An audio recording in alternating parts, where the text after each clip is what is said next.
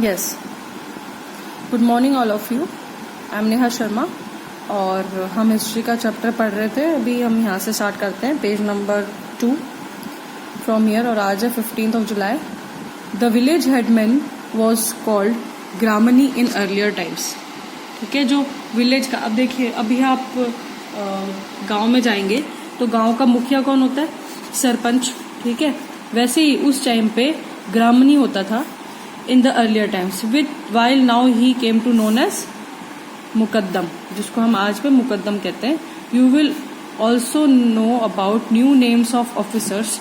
उस टाइम पे मतलब एंशियंट टाइम पे जो गांव में ऑफिसर्स होते थे उनके भी अलग अलग नाम होते थे, जैसे अमील होते थे, मुंसिफ होते थे, मीर बख्शी, ठीक है, चौधरी, तहसीलदार, etcetera. In earlier times, the rulers were also known as Raja, Nizam, Nawab, Emperor as Padshah and Alampana, and Governor as Subedar. Governor जो था वो सूबेदार होता था, ठीक है। और किंग को हम बोलते थे राजा, निजाम, नवाब, ठीक है, और बादशाह बोलते थे। अब देखो किंग तो कौन होता था? किंग होता था किसी एक दो राज्य का राजा, ठीक है। एम्परर यहाँ पर उल्टा होता था। एम्परर का मतलब बड़े, कोई बहुत सारा एम्पायर हो जिसके पास 5-6 स्टेट्स हो, जिस इंसान के पास, जिस किंग के पास, वो होता था एम्परर, सम्राट जैसे हिंदी में बोलते हैं, उसको बोलते थे हम एम्परर, ठीक है।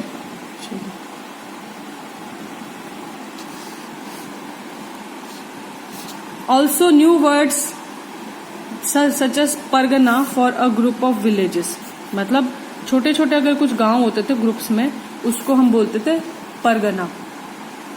सरकार फॉर अ प्रोविंस मतलब कोई एक पूरा प्रदेश होता था, उसको बोलते थे सरकार। एंड शिक फॉर अ डिस्ट्रिक्ट, जैसे हमारा डिस्ट्रिक्ट है उसको बोलते थे शिक। ये सारे वर्ड्स जो थे जगहों के लिए यूज करने जाते थे in the time of Mughals. In the medieval period, उसके बाद जो पीरियड आया उसके बाद की बात है। Foreigner was any stranger who appeared, say in a given village, someone who was not a part of that society or culture. In Hindi, the term Pardesi might to be used to describe such a person, and in Persian, Ajnabi.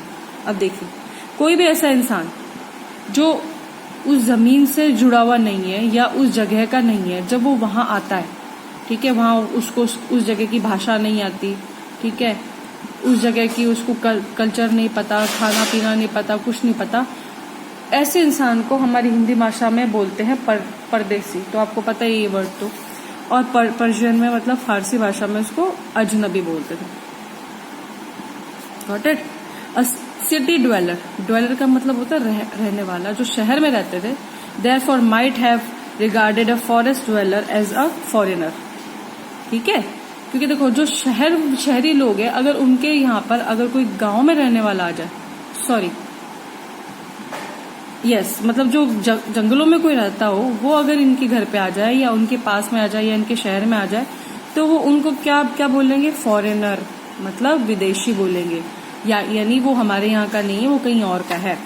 But peasants living in the same village were not foreigners to each other. Peasants मतलब जो ऐसे लोग जो काम करते थे, ठीक है, दूसरों के खेतों में जो काम करते हैं, जो मजदूरी करते हैं, वो ऐसे लोग हैं जो एक ही गांव में रहते हैं और एक दूसरे को अजनबी नहीं समझते हैं। Even though they may have different religious और कास्ट बैकग्राउंड, अलग अलग कास्ट और बैकग्राउंड का होते हुए भी जो ये पीजेंट्स लोग हैं जो इकट्ठे काम करते हैं। बताऊं कैसे? देखो अब मैं आपको बताती हूँ। जैसे मान लो एक यहाँ पे कोई जगह पे कंस्ट्रक्शन चल रहा है या कुछ भी, ठीक है, अब यहाँ पे बहुत सारे मजदूर चाहिए काम के लिए। अब जरूरी तो नहीं है कि वो मजदूर एक ही जगह से आएंगे, कोई यूपी से हो सकता है, कोई बिहार से हो सकता है, कोई कहीं से भी हो सकता है, ठीक है, लेकिन वो इकट्ठे रहते हैं, एक साथ रहते हैं, जबकि वो किसी भी रिलीजन के हैं, कहीं के भी, उनको कोई मतलब नहीं है। हो सकता है वो डिफरेंट कास्ट के भी हो ना, ये भी हो सकता है, ये भी पॉसिबल है। The study of history, history is broadly classified into following types. ये अलग अलग टाइप की हिस्ट्रीज है। पहली होती है political history. Political history means it is related to politics. This is the study of kings, queens, leaders and their governance. उनकी government को, उनके क्वींस को, उनके लीडर्स को, इन सबको स्टडी करना। Economic history, this is the study of economy, trade and commerce of a country और a reason. किसी भी जगह का, किसी भी देश का या किसी भी प्रदेश का अगर हम वहाँ पे उनका पैसा, उनका जो मनी है उसके बारे में पढ़ते हैं कि मतलब कितना पैसा उन्होंने कमाया, मतलब कितना पैसा उस वक्त था उन लोगों के पास, कितना धन था, ठीक है, ये सब। आर्ट हिस्ट्री, आर्ट से आपको पता ही कला है ना। This is the study of ancient buildings, paintings, sculptures, music, dance, traditions. इन सब की स्टडी को हम आर्ट हिस्ट्री कहते हैं। Social history, this is the study of social customs and traditions, beliefs and norms. अब देखिए इसमें क्या क्या आता है। सोशल कस्टम्स, जैसे अभी हम अगर देखें तो पर्दा सिस्टम था।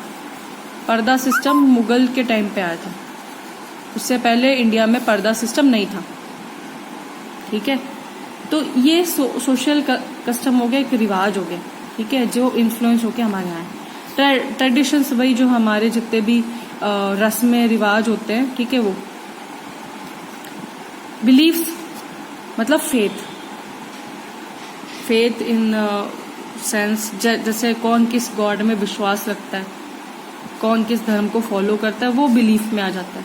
एंड नॉर्म्स, वही नियम, कायदे, कानून, नॉर्म्स हो जाते हैं। ये सब हिस्ट्री की स्टडीज में आते हैं। तो करीबन हमारे पास में 4 टाइप की हिस्ट्री होती है स्टडी के अकॉर्डिंग। पहली political history, second economic history, third is art history and fourth is social history. In 4 type की हिस्ट्रीज को हम पढ़ते हैं, ठीक है। और इन सब का रेफरेंस हमको अलग अलग बुक्स में मिलता है, ठीक है। हिस्ट्री के बुक्स में अलग अलग राइटर्स जो है रिसर्च कर करके और एंशिएंट राइटर्स की बुक को पढ़ करके फिर रेफरेंस देके बताते हैं कि हाँ जी ऐसा इस काल में ऐसा कुछ हुआ था, इस डायनेस्टी के किंग ने ये काम किया था, या फिर मुगल के टाइम पे ये चीज़ हुई थी, ठीक है जी। अब आज के लिए हम इतना ही पढ़ेंगे। Thank you so much for listening to me and please like, share and subscribe to my channel. Thank you so much. Have a nice day.